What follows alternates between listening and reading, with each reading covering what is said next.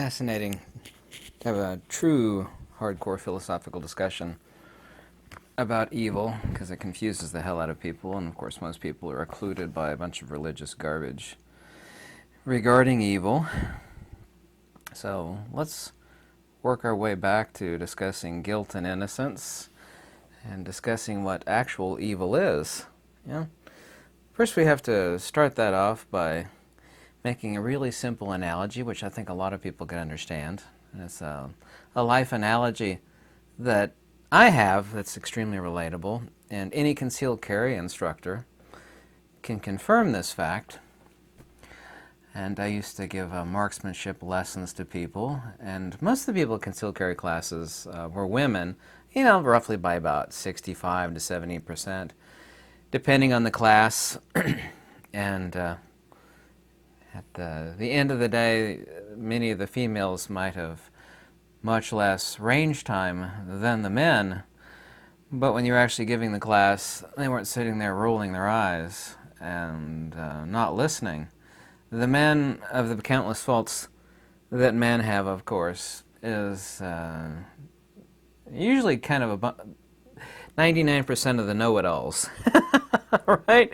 And this is where they put this existential mirage of themselves, because one of the biggest sins of all humanity is to think that you are your beliefs.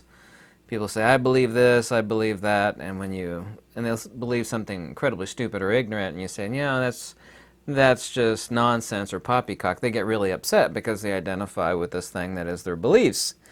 And when you're actually instructing a female in marksmanship, they're much quicker to catch on marksmanship lessons. I used to give lessons, archery lessons, to guys that have been doing archery for many years. Like, well, you can't teach me anything. I've been doing this for years. Like, well, practice doesn't make perfect.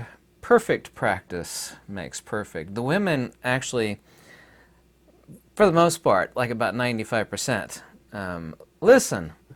It's like, well, this guy presumably, is teaching because he not only either loves it or he actually knows what he's talking about. And of course, there are endless bad teachers that give you bad advice. I'm not saying that's the case. That's the downside of actually listening or believing in a teacher. But if somebody knows what they're doing, and the women will listen, whereas the men are like, yeah, whatever, shut up, I already know this stuff. Or, just pig-headed.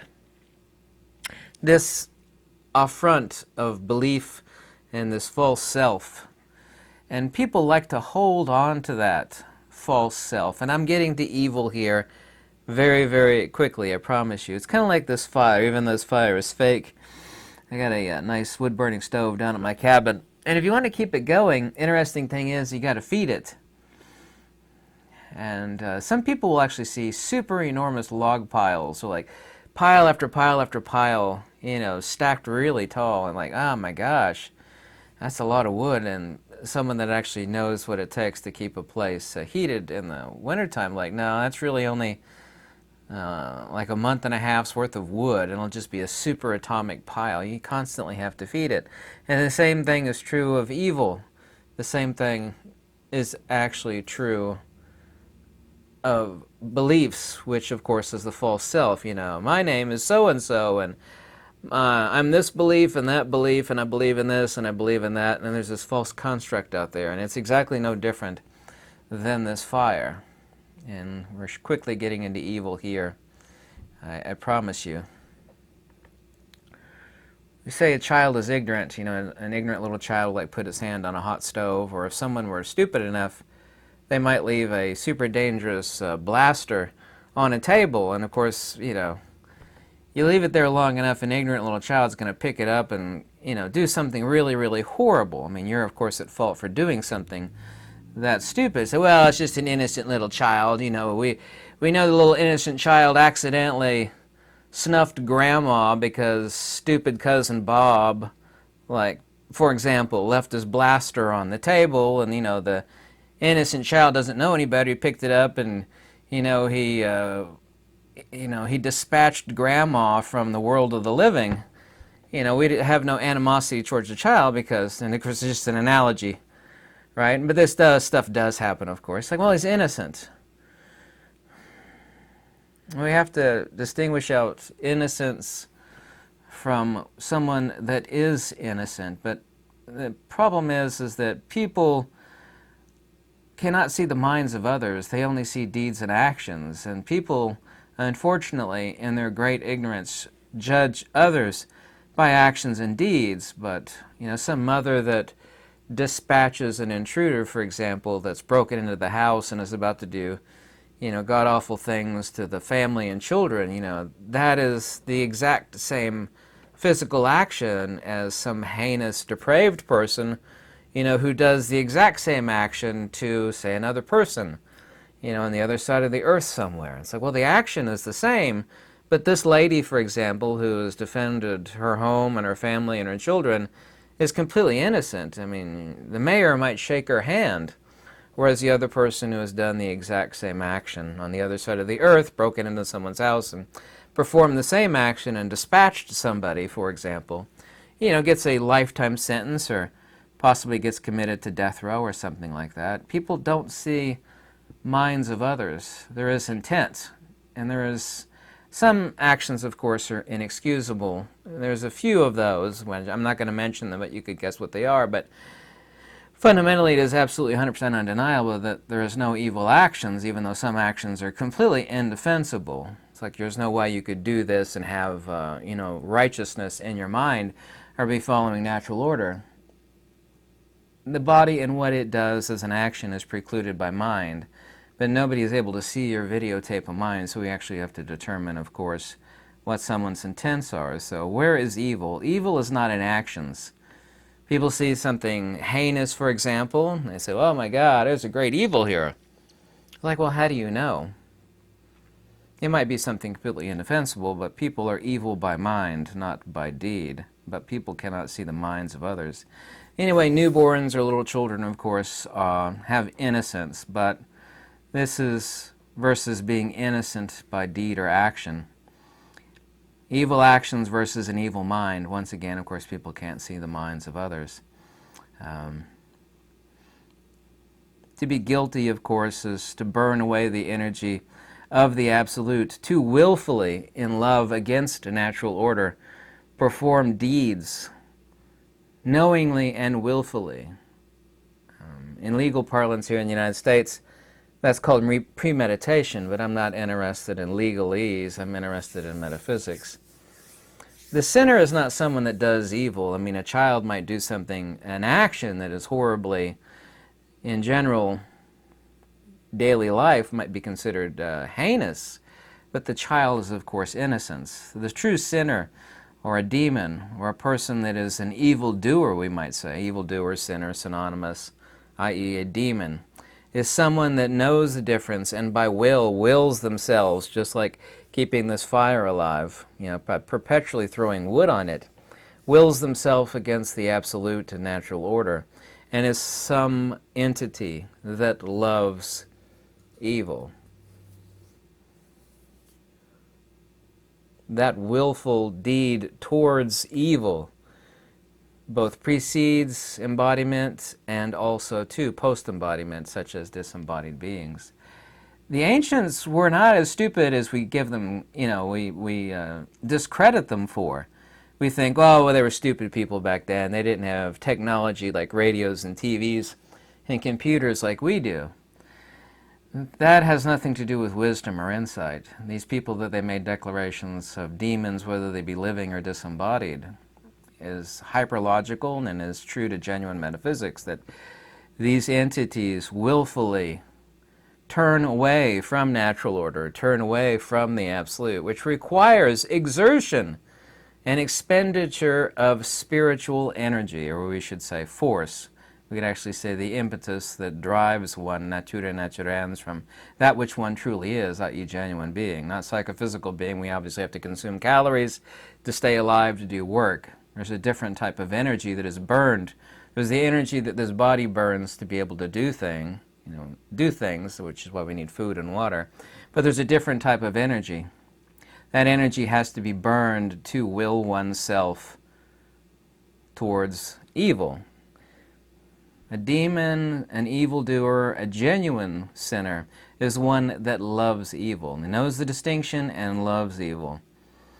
To follow wisdom, of course, is to embrace natural order. The people that want to keep this fire going are the same people that identify as their beliefs. These are the same people, not that it's evil in the example that I gave of teaching marksmanship, females versus males. The women, 95% plus of them, they listen to what you're saying and they take orders like, well, this person has a lot more skills than I have on this. I'm not going to put my beliefs about anything ahead of, and when they do that, they're so much easier to teach. So much easier to teach. You can get them from point A to point B of like true marksmanship like 1,000,000 times faster than an average guy, because the guy is, his brain is loaded down. This is a lead ball, by the way. Loaded down with the lead ball of his beliefs and his convictions, and he's constantly burning the energy of his will against any type of acceptance of being trained or taught. Well, I've been doing this for years. You can't teach me. So, you're obviously doing something wrong. Otherwise, you wouldn't be taking this class on, learning better marksmanship, for example. I gave archery lessons, and I gave lessons with other devices, shall we say, training people how to become better marksmen. I'm really good at it, actually, as a lot of people have told me. I don't do it anymore, but to follow wisdom, of course, is to embrace natural order. You also don't have to burn any metaphysical energy, which it is metaphysical energy. I don't care if you call it ether, zero-point energy. I don't care what people call it. But to pile up all these perpetual beliefs in your system requires energy. Just like my fat self requires more calories to carry me around because I weigh like 50 pounds more than the average person. It requires me to burn more calories. But I'm obviously taking in too many calories, which is why I'm fat, but that's a matter for another discussion, right? But people don't command to seek wisdom. Society is defunct fundamentally. People ask me all the time about morality. It's like I could care less about morality. Genuine metaphysics is amoral monism, i.e. monistic metaphysics. When I say monism, I mean monistic metaphysics. It is amoral. It is not moral, and it is not immoral. Morality is to keep stupid and evil people in check, with admonitions of punishment. Well, if you do this, then this is going to happen to you. Morality, of course, is just the fast and dirty road for those incapable of leading others to wisdom. If you have wisdom and you follow natural order, you have absolutely no need for morality. Morality has no place at all in this world, except as the extreme shortcut to keep stupid people in line. Government and police only exist to keep stupid and evil people in check. Anybody with a half a brain full of wisdom, not that wisdom has volume, half a brain full of wisdom doesn't have need of morality. Wicked politicians, and they're all wicked, police, you don't have need for any of that. You follow natural order. You do what is right. And in doing so, it is no different than falling towards the center. How much energy is required in falling? The answer is none. How much energy is required to be an evildoer, to be a sinner, to be a demon? It eventually must extinguish itself, but it can last a perdurable eternity, meaning many, many lifetimes. No different than perpetually throwing logs in the... How many, of course, you'd have to throw logs in the fire to keep yourself warm, but we're talking about a different fire here. The fire of an evildoer, the fire of a sinner. How long do you have to perpetually throw the logs of... I hate the word because it's such an awful word, egoity. How long do you have to throw logs on the fire of your own ignorance to keep alive all your silly little beliefs? I believe this, I believe that, and I believe this, and this is who I am, and that's spiritual baggage. It really, really is. To follow natural order is to get rid of that. This is also the fundamental premise behind genuine theurgy. The old Bible passage, seek and ye shall find, is, trust me if I tell you anything, you believe me on anything I've ever said in any one of countless 7,500 plus videos, let me tell you true.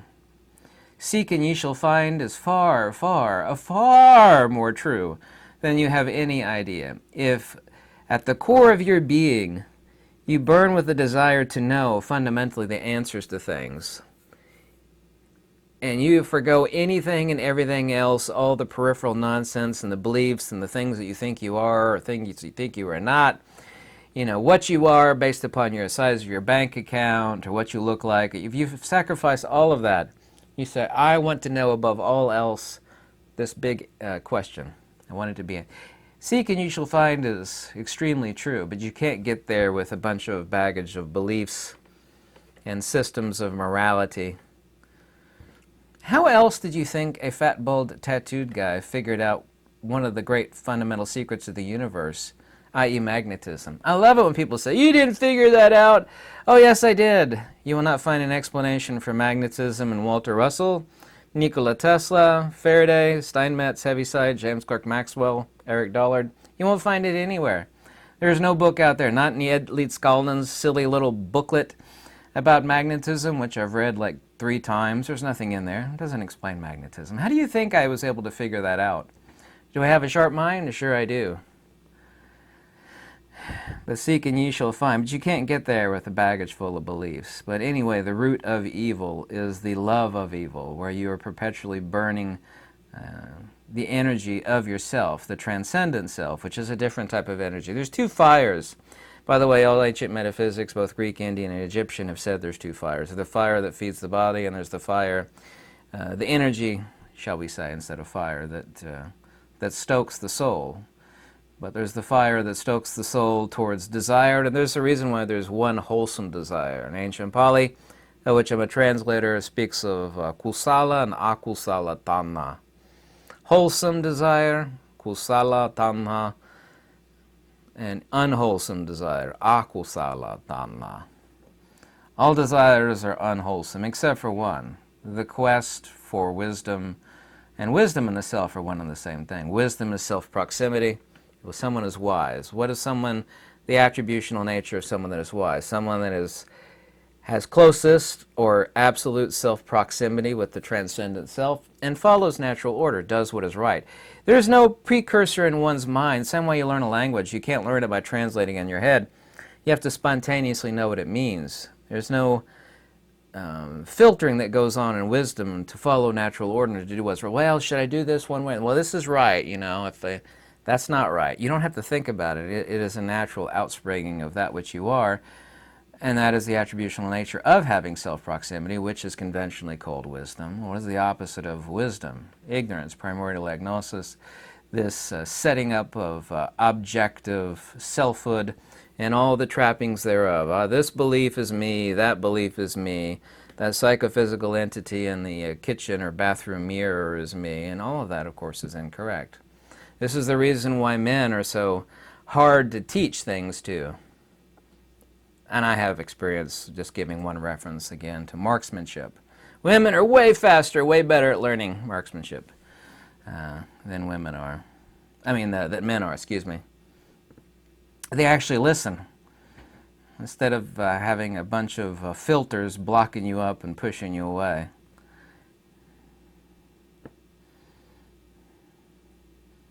Men have a lot of negative characteristics. I mean, women have a few too, obviously, but women are so much better to teach than men are. They don't want to listen, they know it all. You know, not always, but quite often. They just don't want to listen. I've been doing this for years, you can't teach me. So the true sinner or the demon or the true evildoer is someone that loves evil. They know the distinction. They expend energy, and they are at war with themselves. Remember, there's 2 selves in all forms of ancient metaphysics, the existential self and the transcendent self. Don't forget that either. People don't see the minds of others, they see deeds. But what is important is intent.